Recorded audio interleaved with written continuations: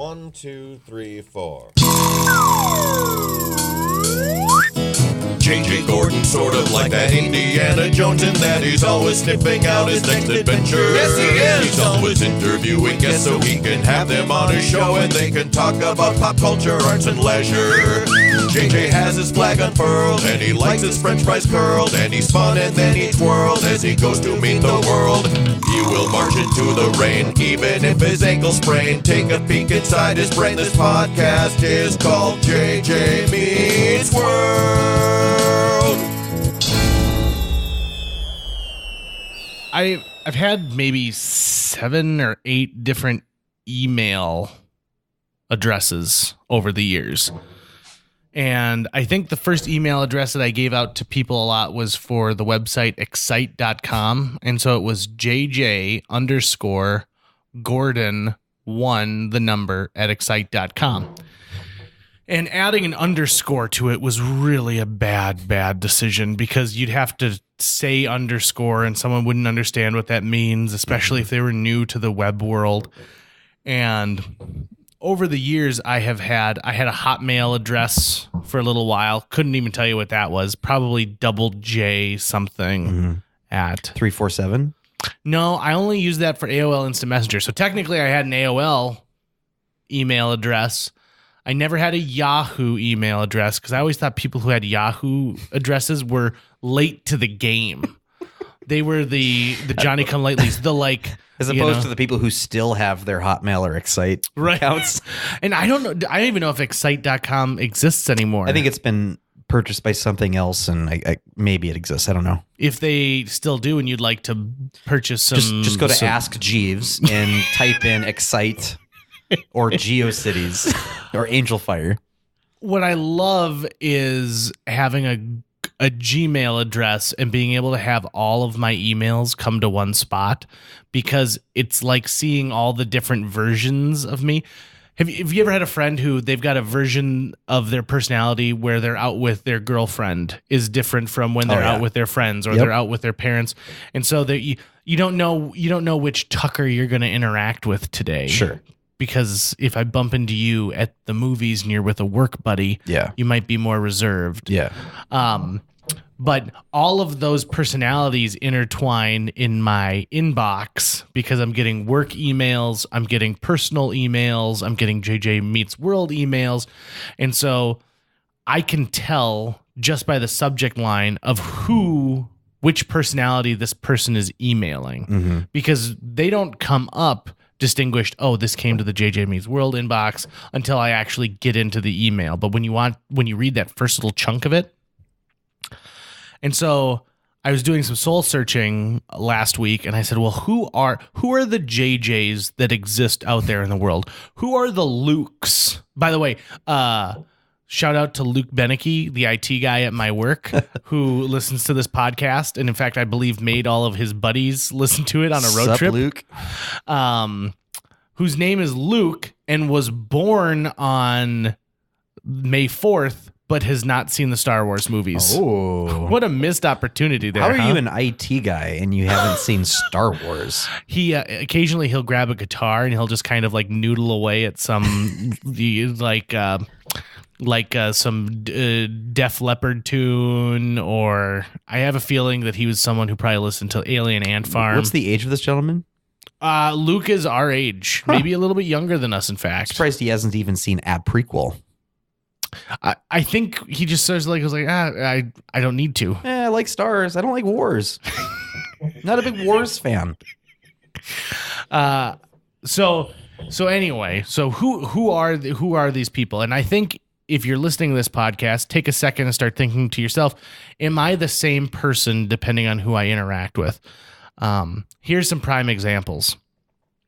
If you were to run into someone you went to high school with right now, are you going to act the same way you do when you are with a friend who you have made post being in high school with, college, and interchangeable for an educational environment?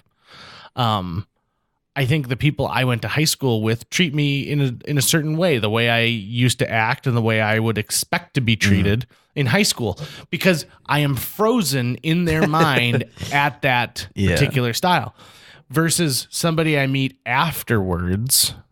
How different do you think JJ from high school is to JJ from right now? Drastically different. Okay. And I was just having dinner with an old friend last night who I haven't seen in years. And something I told her really rings true, which is I was the fixer for my group of friends for a long time. Okay. So I was the guy that if you went to jail, you called JJ. Yep. If JJ, I need to ride to Minneapolis so I can get on a 4 a.m. flight. Yep. Or, oh my God, this thing is happening. And so like, can you help me with this? Can you help me move? And it wasn't, some people say it was like I knew a lot of users, but it wasn't that. That was my role with my friends. Yeah. I was the 18-year-old, 50-year-old who, who would do stuff. Well, in the last 5 years, my friends have really all grown up and they've all hit this new adult stage of their lives. So your friends have changed. They've changed. Okay. Which has forced me to change because I no longer need to be in that parental role. And so the me of high school versus the me of today would be drastically different. It's interesting because you also have taken for a long time a very leading role in your family. After your dad passed away, I mean, you effectively became the head of the family, even though your mother was still around. But she relied on you, and you personally have had a very big brother or surrogate father role for a lot of people in their lives. Do you think you've always been like that for the most part, or did you just situationally were forced to step up, and then that focused you in a certain way? I think greatness is thrust upon people and so is responsibility. Okay. Let's go into full disclosure. Both of my parents were alcoholics. And so I did not see a ton of them growing up. And given my memory of that is probably different than what someone else might say. It'd be like, well, JJ had loving parents and my parents did love me. But part of the addiction to alcohol meant that they were observing happy hour every day. So I had the phone number to Duffy's memorized because if my parents weren't home by 9, that's what I would call. I learned early on how to ride my bike to the grocery store to make sure that I had, food, that there was something to eat.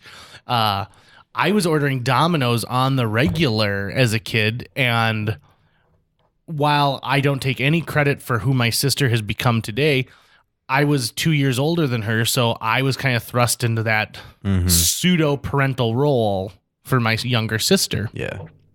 And I think that spills out, right? Especially when you're as young as I was having to do some of that stuff.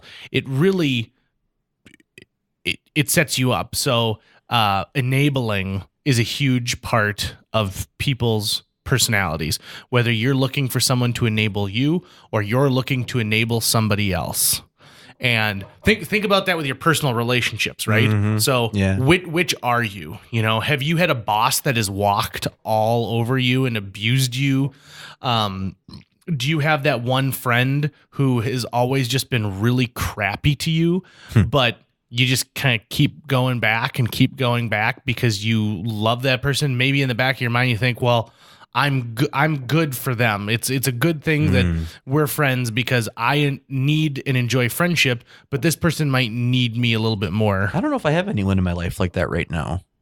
I know you have had tons of friends like that. But I guess I have in the past too, but not in the moment, I don't think. That's because that was my relationship. So it thrust me into the friend zone a lot with girls. Yeah. And the first time... He's like a big brother. He is like a big brother. And I relished that opportunity too because I liked people being able to rely on me. That's how they enabled me, was relying on me enabled me to continue that feeling of, well, they need me around. They need me, so that's why I'm worthwhile. Oh, so are you saying that you have always found your worth in the things that other people need you for? I see. Okay. But that's changed now. Sure. And so At least until I become like a parent, and I then think it's going to come full circle where it's like, you need me to survive, so now I'm worthwhile. I think you're more trained for fatherhood than most men your age who haven't become fathers yet, because you've had to be a surrogate parent for so many kids. And so many people. I'm terrified. Yeah. I'm terrified of being a parent. You should be. I mean, not that I'm saying, not that I know, I'm not a parent either, but yeah, that's a serious deal. If you weren't terrified, I think you weren't taking it seriously. Yeah. It's the unknown is always really frightening to me. And they made a CG motion capture Christmas Carol with Jim Carrey a few years ago, which is just garbage, just awful. But there's a song that they wrote at the end of the show that uses the like "God bless us everyone" line from A Christmas Carol. Yeah. But in it, there's a lyric where it's a single candle's light dispels the night. And I thought, what a powerful statement to say, this little candle crushes the darkness that's around it. Yeah. And it's that darkness that I think we're kind of afraid of, right? You're afraid of the unknown. And so, because you can then fill that void with all of your anxieties before they ever happen.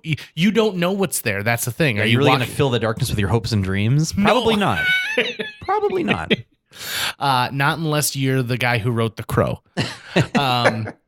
And so I've got immense respect for people who are brave enough to go into that unknown and to attempt something. And so that's why I think our guest today, who, by the way, I'm going to tell you this right off the bat, she's going to be a guest again very, very soon. Oh, yeah. Because we didn't have enough time. We didn't have enough time. We barely scratched the surface of what I want to talk about, but we shoved so much in there. I think this is going to be great for history buffs. It's going to be people who are interested in other cultures. Monika Browne-Ecker is our guest, and she, full disclosure, is not originally from America. So you get to hear about what some opinions of America is, and not in the way that you think of like, oh God, she's going to really break us down. If you have any terrible feelings about Polish people, you should probably listen to something else. Yeah. If you're, but also what's wrong with you? Polish people are awesome. Yeah. Right. They gave us the Polish sausage. Yes. Where would we be without that? Yeah. The Polish bath. Is that a thing? Are people going to like Polish bathhouses? I don't know. What would a Polish bathhouse be like? Just salty. I always thought that bathhouses sounded like a great idea, but then someone told me like, well, it's code for, a place you go to hook up with a certain type of person.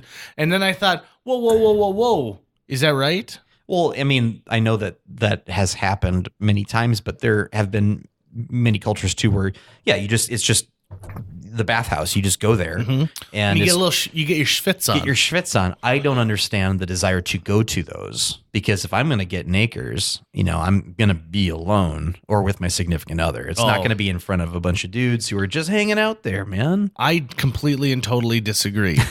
Because with that, I wouldn't want to do that. No, I disagree in the fact that I think that it's perfect, because I think business takes place when you've got a bunch of sweaty guys in a room getting their schwitz on. I'm really glad we were able to work in this term schwitz. That way they know you're not wearing a wire. Right. That's why. And your cards are there. It's like playing a game of poker with all the cards up, right? Yeah.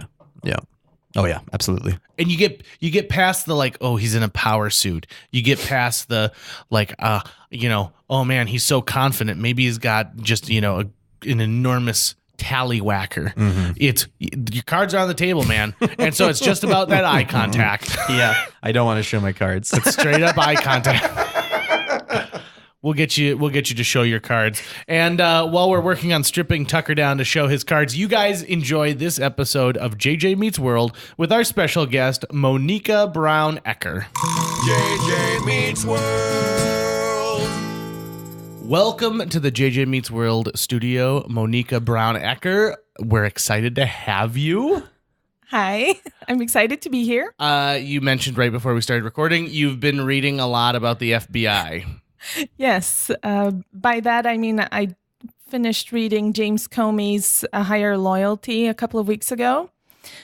He was the FBI director who was fired by the current president last year.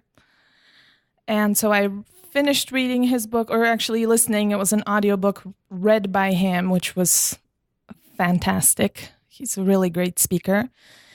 And that led to some more, just self-educating myself on when the FBI was created and a little bit of their history. So I find it very interesting. Yeah, those J. Edgar Hoover years are very intriguing years when people go back and read. And in the 90s when they opened the X-Files section of the FBI office, that was pretty interesting too. Yeah. I'm still waiting for all of those cases to get reported on by Mueller. Well, the truth is out there. Yeah. You just got to wait for it. I think Mueller has it. I think so. the whole Russian thing is just a cover for him to finish up all of the X-Files. Yeah. They're all aliens. Is that what you mean? Yep. Trump's an alien. It's the only way it makes sense.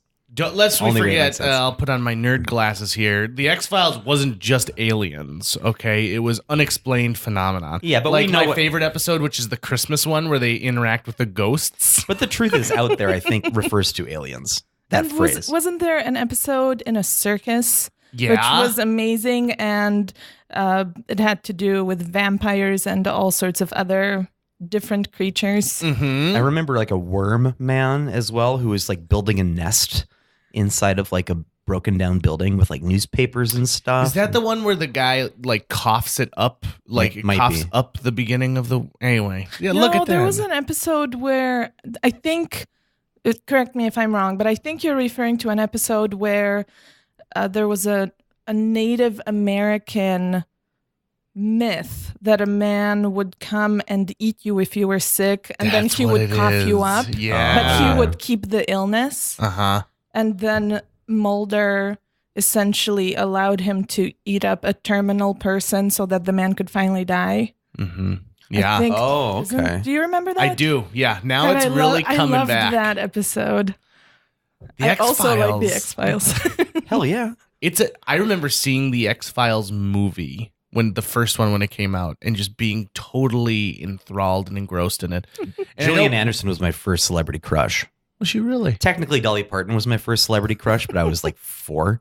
So I'm going to say Gillian Anderson was. What did you I see respect Dolly that. Parton in when you were 4 that I caused don't you to crush recall on it. her? My parents have told me that when Dolly Parton had a variety show Mhm. and it would come on TV and I would get really excited as a kid, Dolly Parton, Dolly Parton.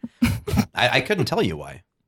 I have no idea why. I just know that I was really into Dolly Parton. Responded to your parents' excitement, maybe? Yeah, but I don't think my parents aren't really Dolly Parton people. I mean, they weren't let's put on our Dolly Parton hats because it's the showtime. Dolly Parton is an amazingly talented woman, and she writes almost all of her own songs, and she writes songs for other people. Yeah. And she was on a variety show with another famous guy from Nashville, and she started to surpass him in fame. And they essentially broke up, and she went on her own career and he had his own. Well, he was penniless 5 or 6 years later, and so she gave him all the money he needed to buy back the rights to all of his music. Oh, wow. Wow. And on his deathbed, he called for her and he's like, "I'm so sorry that I was such a jerk to you." And then from that interaction, she wrote the song "I Will Always Love You," which was made famous, even more famous, by Whitney Houston in The Bodyguard. Oh. But the first recording of that song is from, I believe, The Best Little Whorehouse in Texas, where she sings it to Burt Reynolds. The more you know. Right? That's fantastic. I love how charitable she is. Yeah. Did you know that she donated millions of dollars to the victims of the fires in a town where her it's essentially Dolly World? Oh, yeah. Is that in Tennessee? Dollywood, yeah. Dollywood, yes. There were a lot of forest fires, I think, last year. Just around that area, people lost their houses, and she just essentially helped them rebuild. What a cool lady. Yeah, isn't she? 9 to 5, of course, one of your favorite movies. Oh, one of my all-time favorite movies. And then when they turned that into a stage show, she wrote all of the music for it, never having written for a Broadway show before. And so Megan Hilty was talking about in an interview I heard where she said, writing for a Broadway show isn't easy. There's it's a different style of music.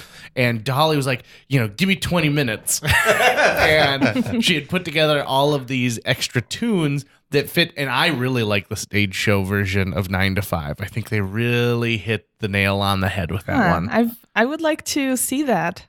I think that sounds interesting. I think NDSU did it not too long ago. How old is Dolly Parton? Do we know? She's up there. I want to say she's in her 70s. But she is in way better condition than almost any other 70-year-old I've seen, because she was just in that music video where they did like every country singer minus Country Garth Road. Brooks. Isn't it Country Road? Yep. Yeah. And she ends that piece. And I mean, she's in makeup, in a costume, on a green screen. But even then, I'm like, yes, but still, I don't know any other 70-year-olds who are as preserved as this woman. To be fair, if I may, there aren't very many 70-year-old women on TV. Yeah, absolutely. Shown their faces. Very good point. Very good point. I'm thinking more or less just in general, but no, I think you're totally right. Yeah. You're totally right. Dolly Parton has one of my all-time favorite quotes, which is, "It costs a lot to look this cheap." Well, didn't she also say that some parts of me aren't real, but it's all genuine Dolly Parton or something, referring to her bosoms, obviously, and hair and stuff. Which, Dolly way Parton. to go, lady. What a great gal. We got to get her on the podcast. Yeah, let's get Dolly on here. Dolly on the podcast. We can talk about all of it. No, let's concentrate on Monika for a little bit. Monika, you are from another country. That's exciting. Yes, I'm originally from Poland. I was born in Warsaw, born and raised. And I came to America in 2004. Actually, tomorrow will be the 14th anniversary of me landing at the Dulles Airport in D.C. Welcome. Congratulations. We are a richer nation for getting you to come. So why did you come to America? Family. I came here. I was married at the time, and my husband, my ex-husband, who's American, wanted to go back to school, and we were already a family, had a child, and so I thought this would be a good opportunity to introduce our son to his American, the American part of him, right? To learn his culture. It was important for me also to know what America was, so that I could.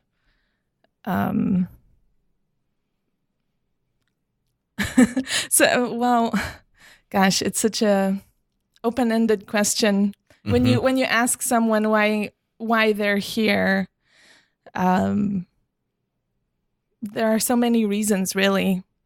But essentially, it was due to my family connections. It's interesting to me that you came to America. I mean, I'm born and bred right here in the good old US of A, as I like to call it. And I can't imagine living... As I like to call it, the USA. I don't know if you've heard that. My little nickname for the country. Trademark it right now. I can't imagine living somewhere else. And I'm also so sheltered, I couldn't imagine moving somewhere else where I didn't speak the native language. I've been to various countries where I do not speak the language and I make an attempt. And I've had people tell me, like, we appreciate the effort, but don't bother anymore. Just point, draw a picture of, if you need the bathroom, draw a picture of a toilet and just show it to somebody. In fact, if you could have some flashcards, that would be great. My French, not very good, but I've been to France. Oh. And I have been... Très bon. I have walked down the rue several times. So what was the first culture shock when you came to America? What was the first thing where you said, like, these people are bizarre? Okay. I think the first thing that... Let me preface that with, I landed with my child in the airplane. Obviously, I didn't just land on my feet at the Dulles airport. So that's just outside of DC. And then my destination was Williamsburg, Virginia. So driving from DC to Virginia, you drive a little bit in the Beltway of the DC area. So it's very metropolitan. So the first thing I noticed was how wide the streets were and how huge the cars were. Just because in Poland, having an SUV or a pickup truck is very utilitarian. You don't see cars like that on the streets, mainly because cities in Europe, are older. They were not built for cars.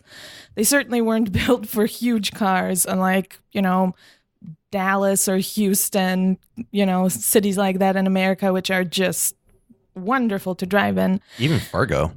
I mean, it's got some pretty wide streets. Yeah. The younger the city, the more, the better designed it is for such transport.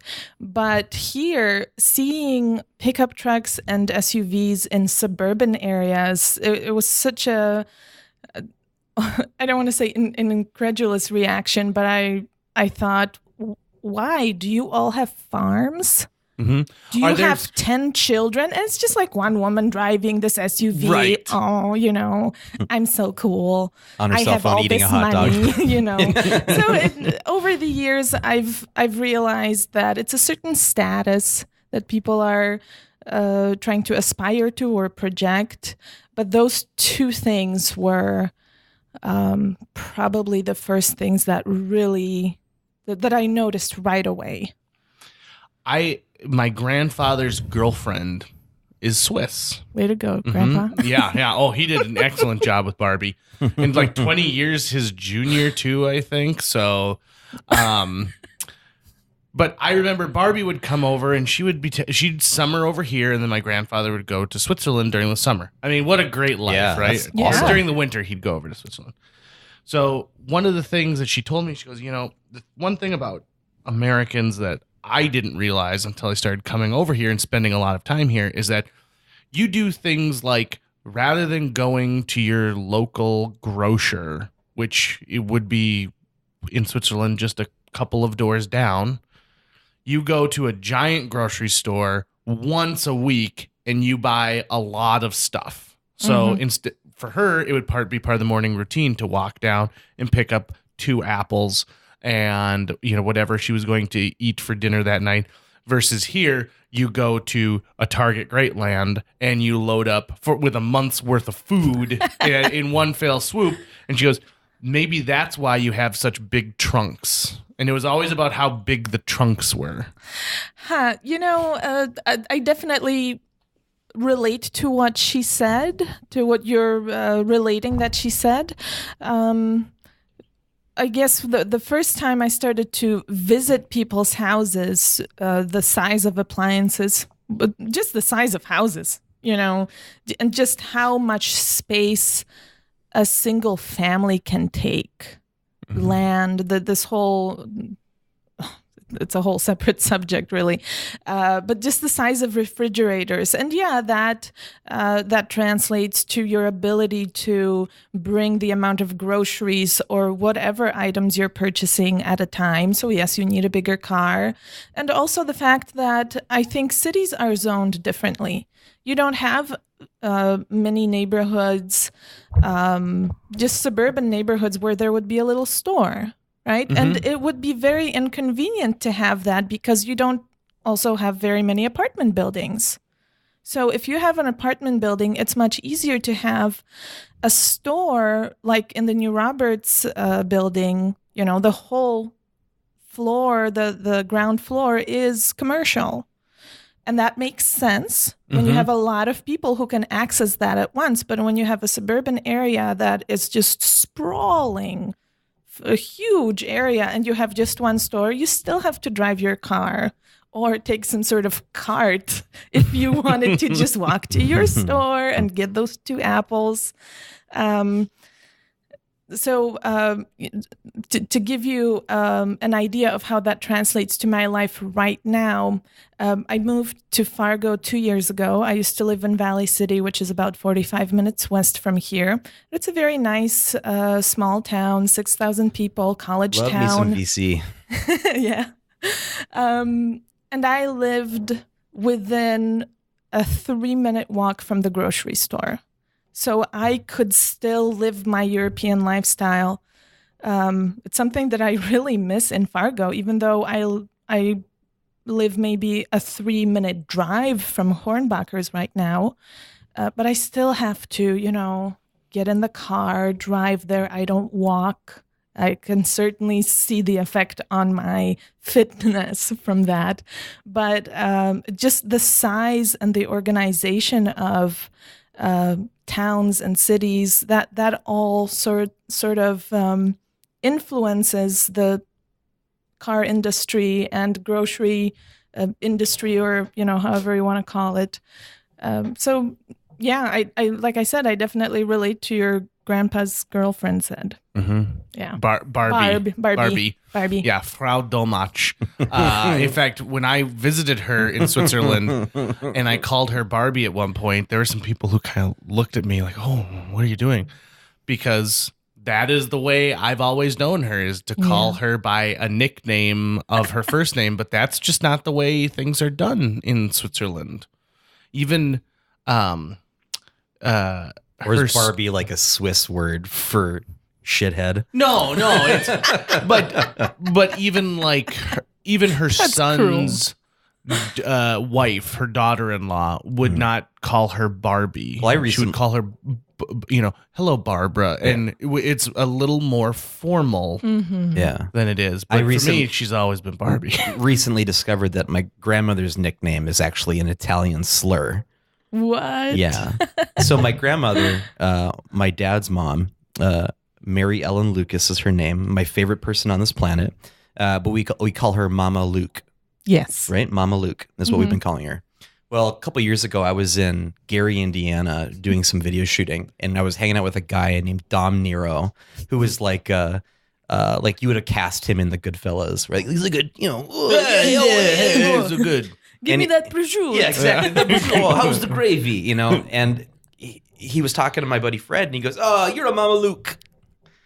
And I said, "What'd you say?" And he goes, "I said he was a Mama Luke."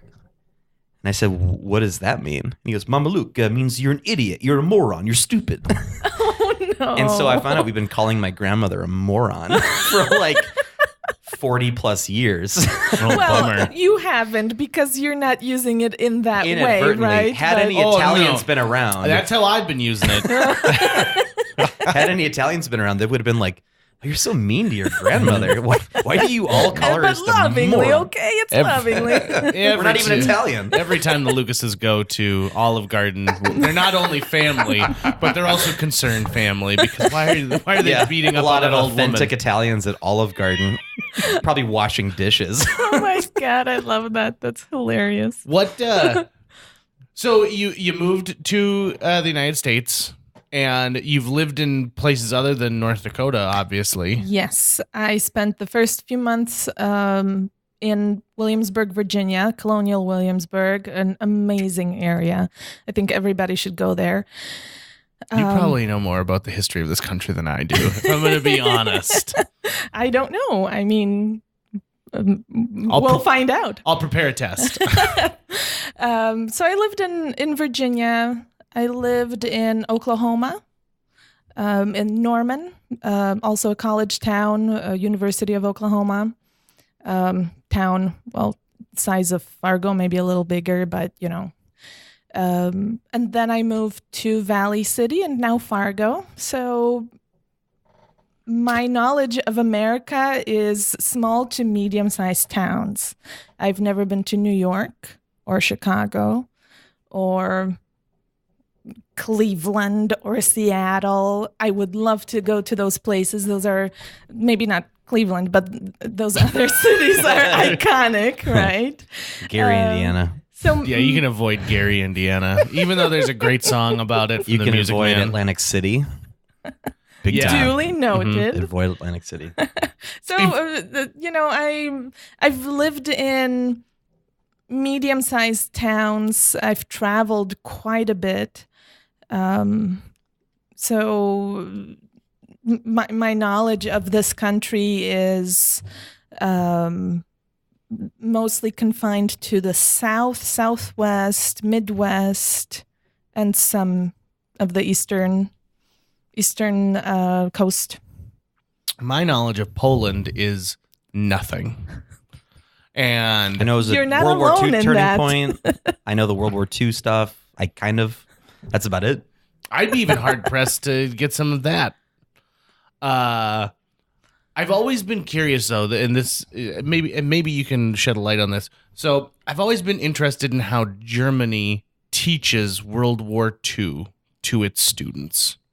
I don't know. I've never learned about World War II in a German school. My understanding is that it's legit. Like they're telling it as it is. That's my understanding. Because let's face it, they're very sensitive to the whole. You and I don't really have an education in World War II as it was. We've got the Americanized version of, hey, remember when we went in and saved the day? And that's really what we were taught about because World our War II. grandfathers fought in it, Yep. So like we knew people from it and blah blah blah. Yeah. So to speak to your question, how Germany teaches World War II, I know that they've done a lot of soul searching as a country, and they've developed an approach specifically towards the Holocaust in really taking responsibility for what happened in that country. But also, it's not taught in a self-recriminating way over and over. This is what happened, and German kids are not expected to feel guilty for things. Exactly. That their ancestors did. There is a similar sort of thing happening in Ireland. From what I've read, I'm certainly no expert. Disclaimer right there. But there is an approach in the last couple of decades to raise children as more forgiving, because then societal change in countries or societies and cultures where there's a lot of where you have enemies, where you have two sides or three sides fighting, like the Protestants and Catholics, that change has to happen from when you're very young.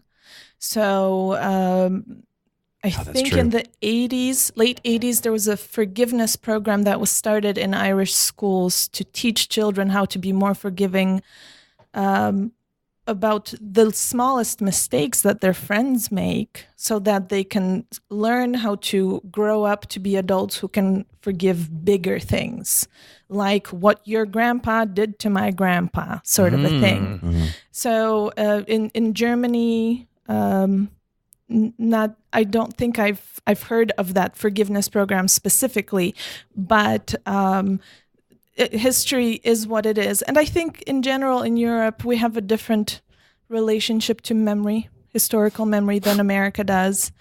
There are some countries right now that are starting to lean more towards the conservative and the nationalistic sort of flavors, and that's really sad, Poland being one of them. Is there sort of a Donald Trump equivalent in Poland right now?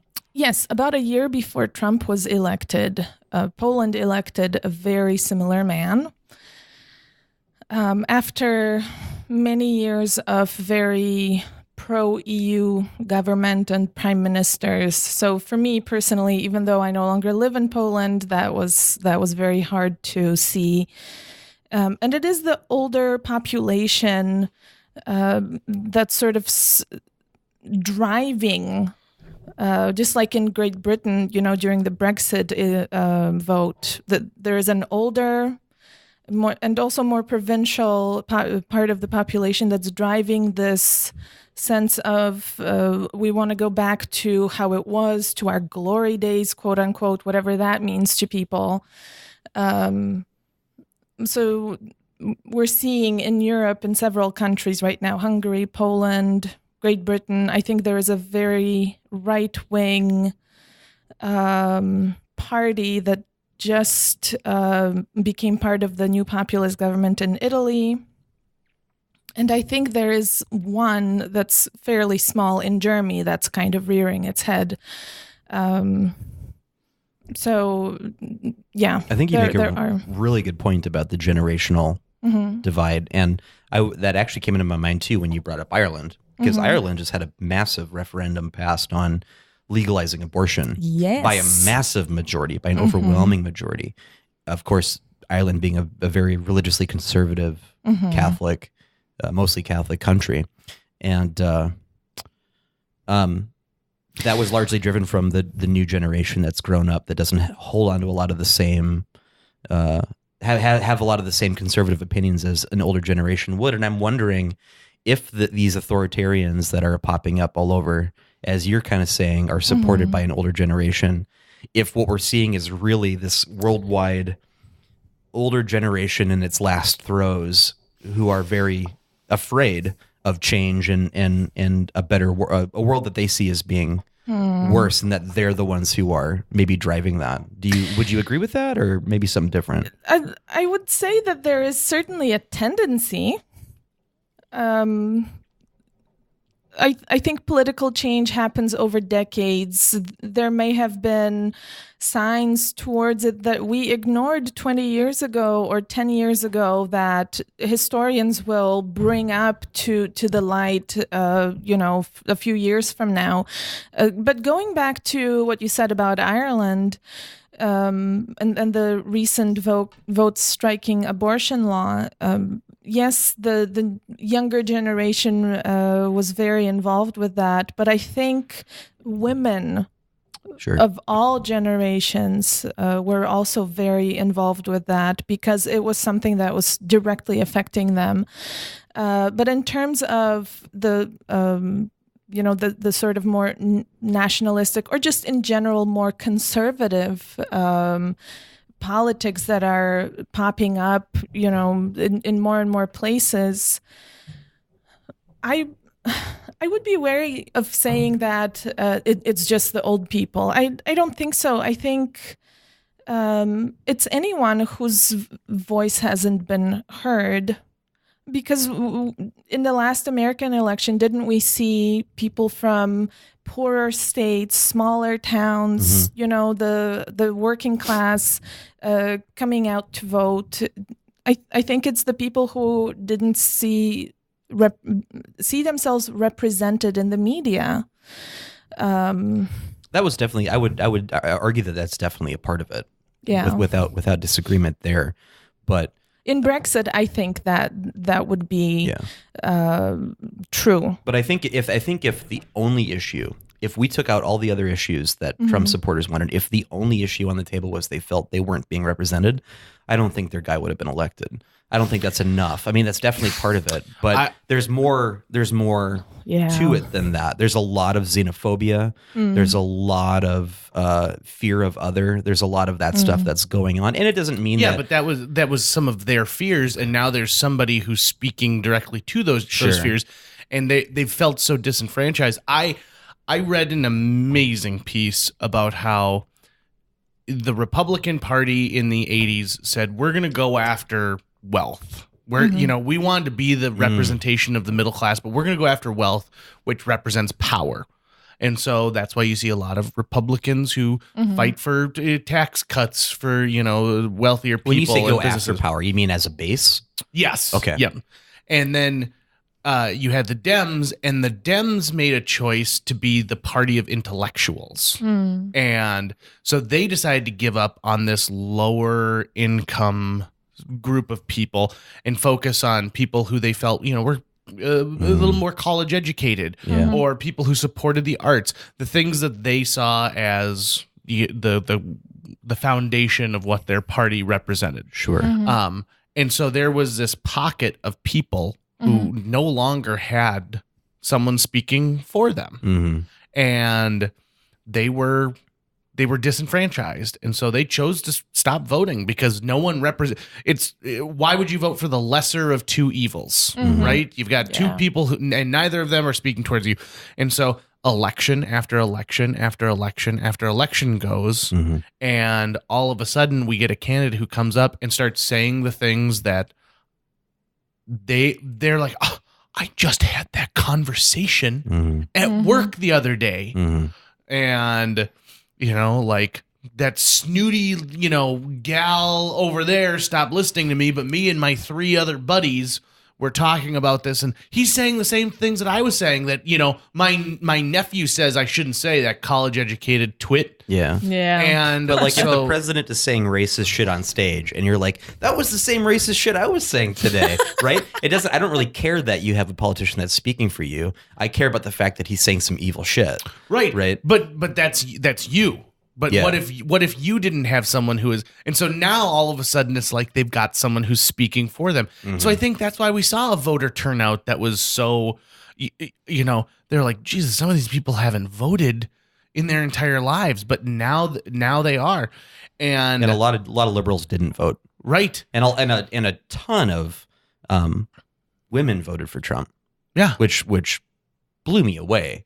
And I don't know why that was. I mean, I know it wasn't the majority, but way more than what they thought. White women in particular were actually very supportive of Trump. Not more than they were of Hillary, but more than they were of past presidential candidates. To be fair, though, has it ever been attractive to fight for the poor man in America? No. As a politician? As a politician, I mean, who had that message? Jimmy Carter. And what do Americans think of Jimmy Carter? Yeah. He's the wuss, right? I think typically if you're a populist candidate, you're going to find things to say to low-income people that they might like, but then you're not required to follow it up with anything too, right? Like I would say that there have been politicians, actually plenty of them, who talk about, and actually the Democrats have done it a lot. What they haven't done is followed through with meaningful action, partly because they've been paralyzed in the partisanship. But I think too that, and obviously I don't need to argue with you guys about it. I'm debating a Trump supporter out there in my head. It doesn't matter that he said something that they like. He hasn't done anything to actually help them. He just slapped tariffs on steel imports from fucking Canada, right? So one of his biggest supporters was the Harley-Davidson Corporation. Well, guess who that's going to hurt really badly, right? He's talking about all the, he said we'll have better healthcare for everyone, right? And we have worse healthcare for less people because like 35 million people just lost their fucking health insurance. Yeah. So we don't need to turn this onto already Trump is taking up more oxygen in our media. Now he's taking up oxygen in our podcast. But let's move on. To me, it's funny that we went from talking about World War II to the younger generation to this. You draw your own lines. Now, Animaniacs. Well, but going back to how history is taught and what you asked me about Germany and wondering how Germany teaches World War II, it's really interesting to me to see how Americans teach World War II, because it really looks like you guys came in and saved the day, right? D-Day, that's really all that happened in World War II. You'd think if you see everything that's being said, all the anniversaries that are celebrated. And to me, as a person from Poland, I love veterans. I come from a family with a long-standing military tradition and veteran tradition. But that hurts because Poland was a country that had an enormous resistance movement. And the casualties and the sacrifices that were suffered by those people who fought all throughout World War II are never mentioned. And of course, every country in World War II had such a movement, and every country has its heroes. So I understand that, Americans want to celebrate theirs, and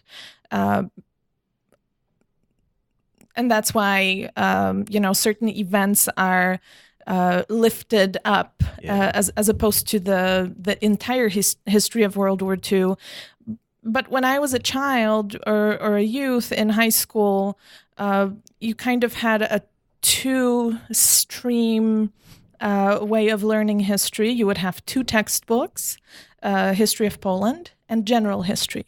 So that would be history of other countries in the world, albeit mostly Western.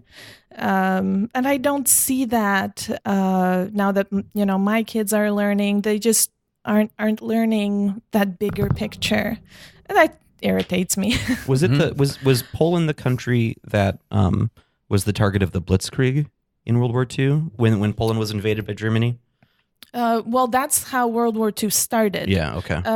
During the Blitzkrieg, a lot of the attacks were directed at England. Okay, got it. That's when London got bombed the most. But yeah, I mean, Poland was the place where World War II started, and it essentially got run over by Germany, then Soviet Russia, under the guise of, liberating us. So that was fun. I wasn't there, but I heard it was fun. It was a great time. Yeah. Yeah. History means different things. Have you ever heard the comedian Eddie Izzard?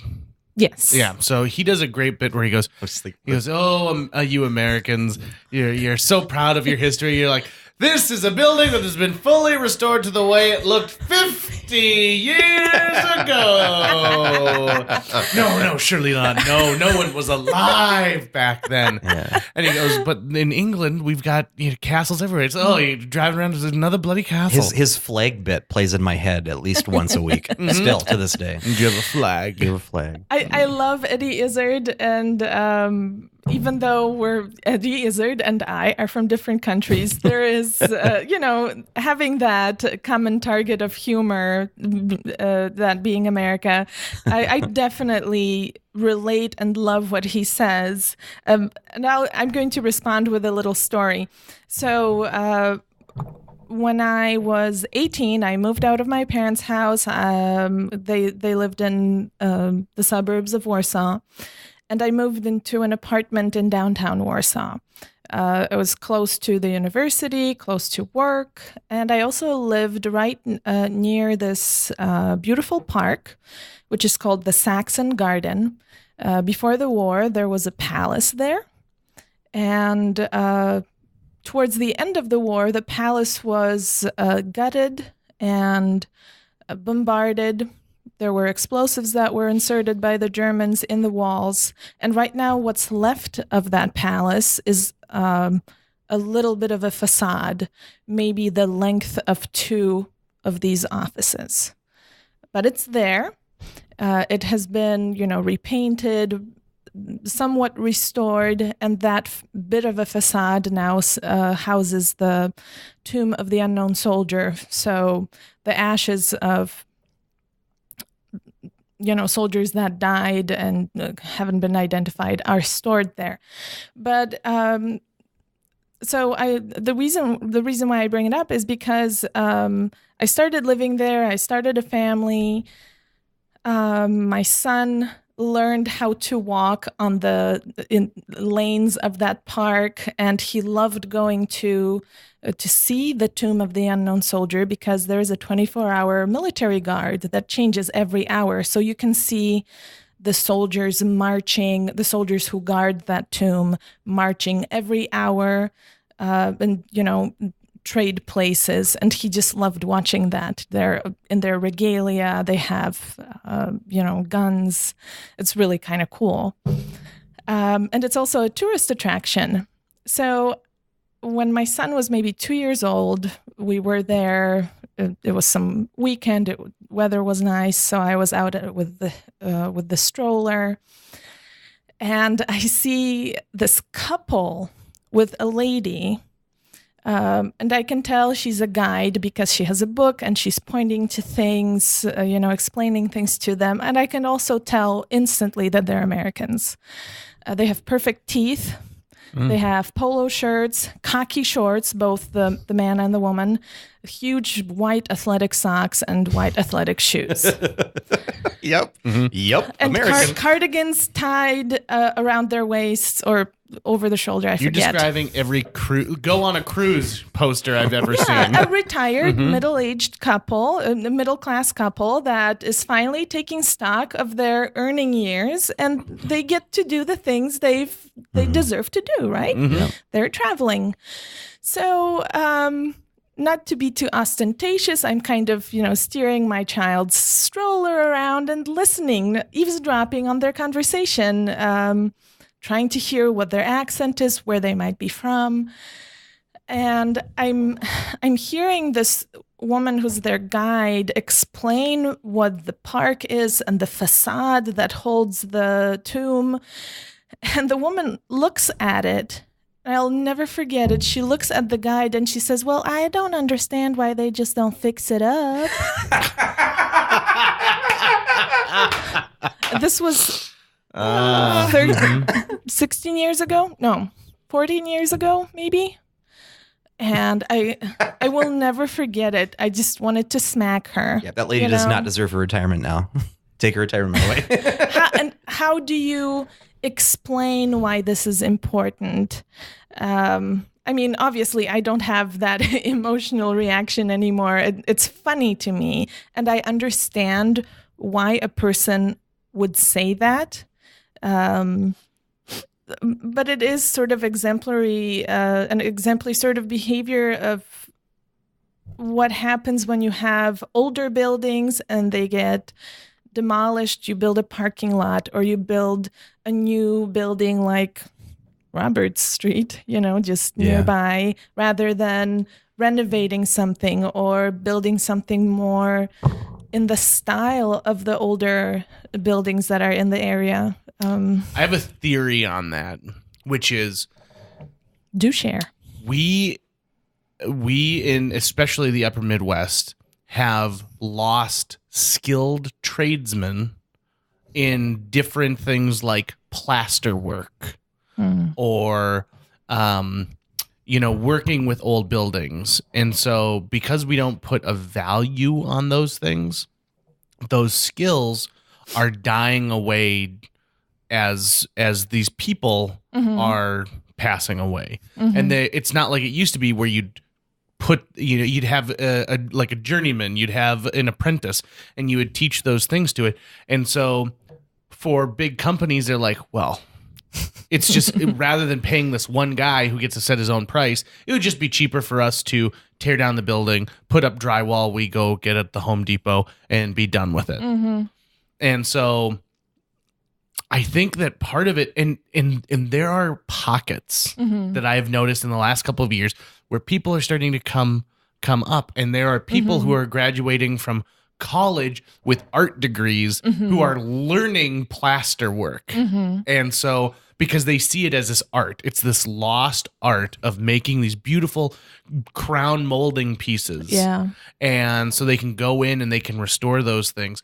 But until we start embracing that and stop with this, like, we'll just throw up a sheet of this and, blah, blah, blah, and we'll make it easy, I think that we're going to continue losing some of those beautiful old buildings. And even when they redo an old building, I've walked into some where I think, you might as well have just ripped this to the ground. You've pulled all the character out of this building. Yeah. All you've wanted to keep is the brick. That's all it is. And the rest of the bones of this building have been mutilated in some way, shape, or form. I don't understand when someone doesn't have a sense of awe when they're in a historic building where something significant took place or where it has special meaning to something. I love visiting. Like, I went to Ireland in 2002 for about 10 days. Oh, lucky. Which I love. It was, I can't wait to go back. And that actually reminded me too when I came back. And I was like, oh, the roads here are pretty big because the roads in Ireland are teeny tiny. And I listened to a woman from Texas on a bus complain about her cell phone service. And I was like, oh my God, we are shitty, aren't we? Yeah, like anywhere you'd look, you'd find an old something that was broken down. We went to one of the Aran Islands and we went to a church or a temple of worship of some kind from like 400 AD, where it was about 4 feet tall and the roof was gone and it could probably hold 20 people, but that it got used by humans, hundreds and hundreds of years ago. And just standing in that space felt amazing to me, to think about humans walking around and using it, living here, and the lives that they led. It's sort of a circle, I'd say. If you live around old things that people have stories about, you naturally want to preserve those things. And that's not to say that in Europe, in every country, everyone wants to preserve old buildings and they're all amazing at it. No, of course, there are people who want to make a profit. They want something that's more modern, more convenient. But I think just the function of time and existing in a certain environment allows you and helps you to be more appreciative about those things. Is America a younger country? Yeah, and that sort of, not having so many old buildings makes it harder for people to appreciate them, appreciate the historical aspects about their community. There just isn't as much to renovate, right? Yeah. So if you don't have that tradition, or if you don't talk about that tradition, it's hard to suddenly, start it. But it's worth it. And I think we're seeing a lot of attempts to sort of revive the love of North Dakota. Some of the immigrant traditions are very strong. We have pockets of communities in North Dakota that speak Icelandic, right. and English, but, and German and things like that. You can, from the time when the immigrants came here. Exactly. Right? Yeah. That's what I mean. That's what I mean. Yeah, actually, absolutely. So you can find interesting examples of European culture, certainly in North Dakota. Sure. But, in terms of that appeal of keeping things alive because there's a story to tell and you have a connection to it, it might be... it's definitely easier in places where that's already been happening for decades or hundreds of years, right? I've always wondered, thinking about all of us who are of European descent, and how much we take for granted the fact that our history is more or less preserved. But if you're African American, if you're Native American, that you can only even really go back, if anything at all. Right. And your history is mostly lost to you because it was taken away. It was ripped from you.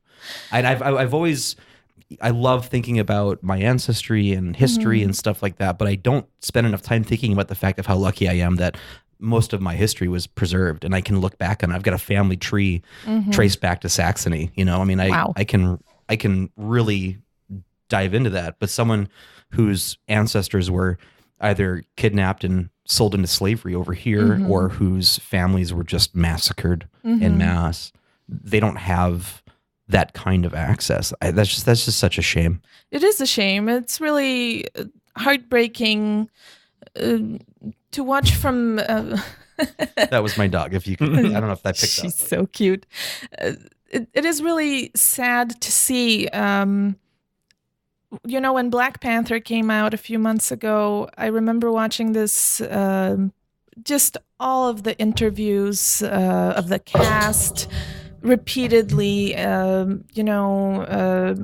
There were several members in the cast who are either strongly connected to their African origins or are actually from Africa or a part African.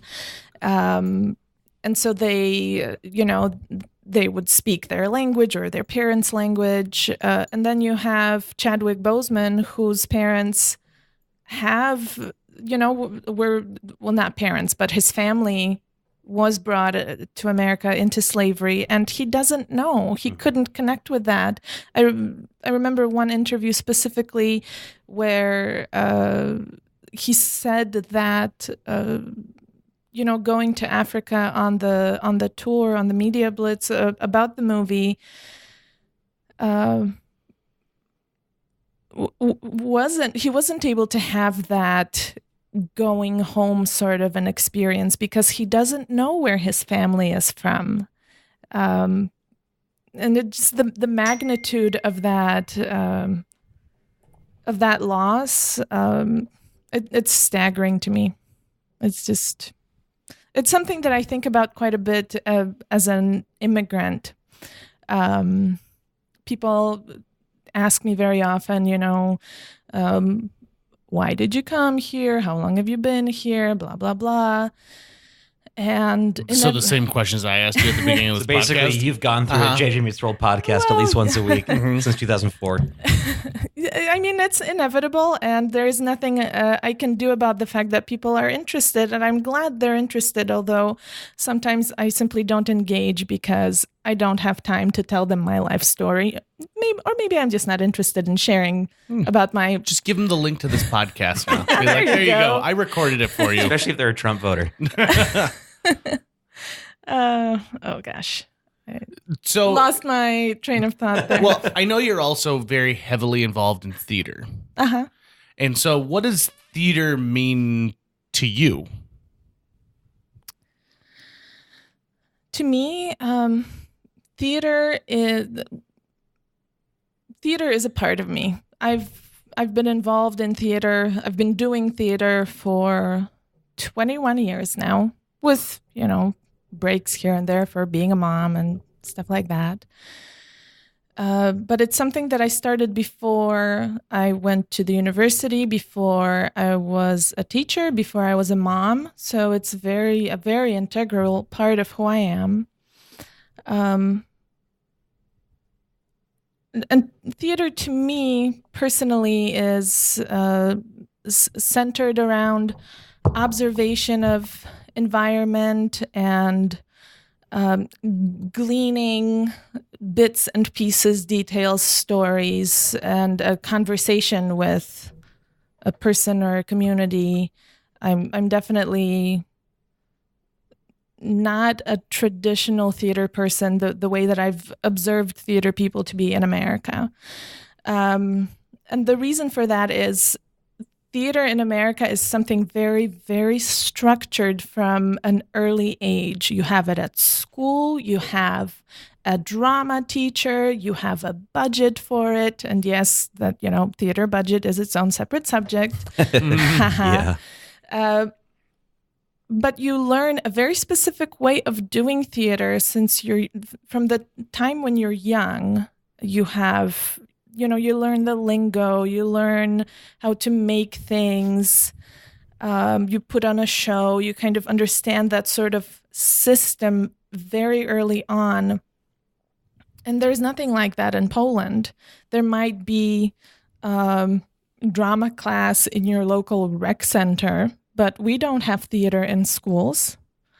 If you want to be a professional actor, you have to go to a theater academy or an arts institute after you finish high school. And the more natural you are, the less, jaded or sort of molded, the better. The better your chances are of being accepted to such a school. So I started being involved in theater when I was, I want to say 15 or 16 years old. And it was sort of accidental. My friend's stepdad had his own theater. So this man in whose name I make donations to Theater B every year was my first theater teacher, sort of mentor. And he didn't even live in Warsaw. He had his theater in a farmhouse far away in a lake district in Poland. And he did theater shows for the adjacent community, people who would come from farms to see his shows in his barn. And by shows, I mean, they were sort of theater art happenings, even, not like Moliere. So we would build, when I joined that group, we build the set, quote unquote, which could be a scaffolding of Birchwood, and the play or the show was about how media forms your thoughts. So we would sit, our group of performers would have these black plastic bags, and we would sit on the scaffolding with torches and pretend to be, characters on TV, kind of scaring the people who came to see it. I'm giving you a very, very tiny summary of what was going on. But we had, that's what theater was for me. Or we would create a show about a poet using, his poems. So it wasn't a play. So from very, very early on, when I became involved in theater, my knowledge of what it was very open and very free. Everything was a resource. Everyone could be a performer. Everyone could be a set designer. So it was essentially devised theater. Although we did have our director who was in charge. He had the vision and he would give you tasks. But it was something that we built together. And then when I graduated from high school, I became a part of another ensemble. And I learned this method called theater anthropology. So that ensemble was also devised theater, but it was based on sort of learning your instincts, behaviors, thoughts, and to sort of understand it's called pre-technique. It's so theatery, such a theatery language. So to understand how you're acting, you had to, on the stage, you had to understand and learn how you were acting in real life. So, all sorts of weird exercises about your movement, your focus, your language, sort of to see and observe how you're acting so that you could truly and naturally replicate that in a performing moment. And again, that group that I became involved with, we traveled to small towns and we would talk to people who lived there, old people, or the elderly, and get their stories. Same thing. Yeah. I don't know if you're sure. It's the same thing. I didn't want to use a pejorative term.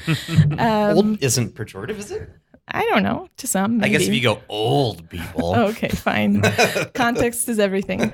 And so we would gather their stories, and based on that, we would write a show. So theater for me was always very open and free, and based on stories, and very, very ephemeral. So once it happens, once you perform something, it'll never happen again, right? Because theater is based on our group consciousness in the time of its existence. To me, there is no theater unless there is an audience and a performer.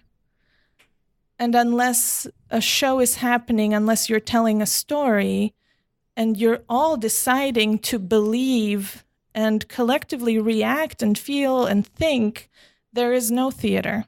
So it's always based on a group and a dialogue and a conversation and telling of a story. So when I moved to America, that really was my first contact with a very, very structured theater.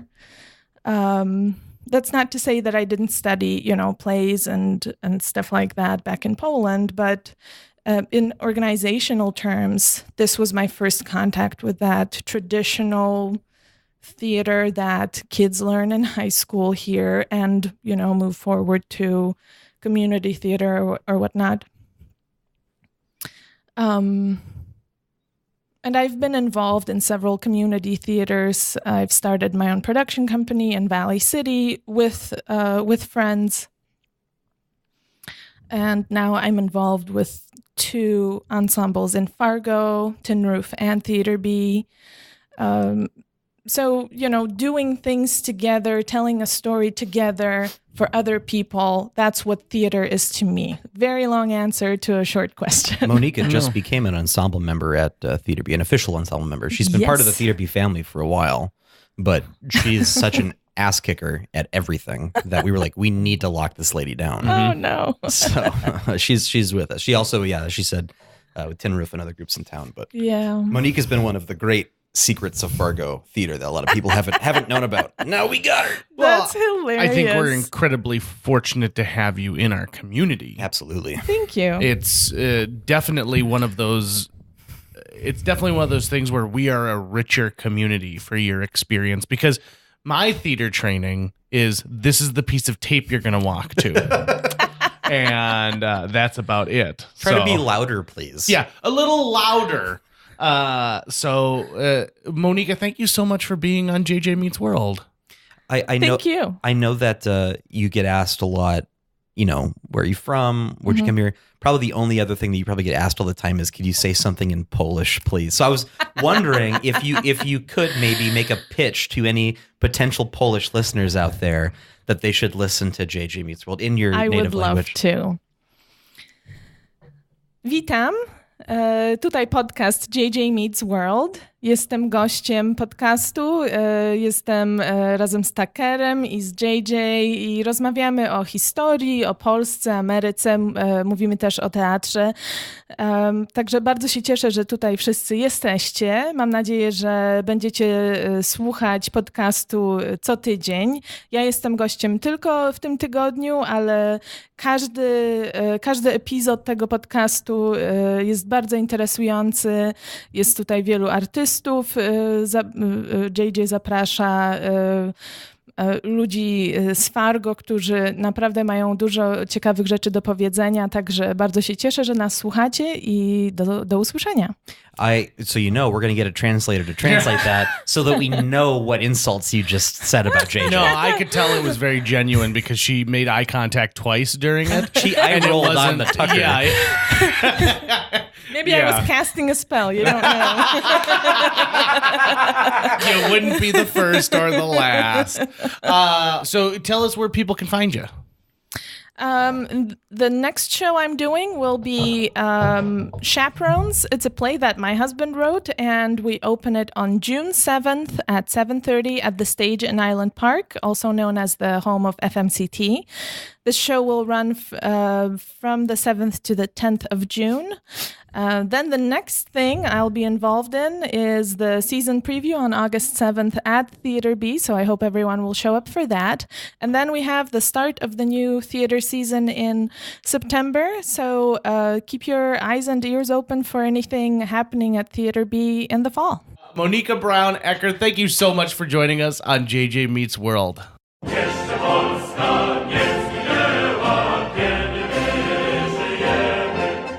That's going to wrap it up for today's show. For more info, including how you can help us keep the lights on by donating to our Patreon, visit our website, www.jjmeetsworld.com, or you can hit us up on social media.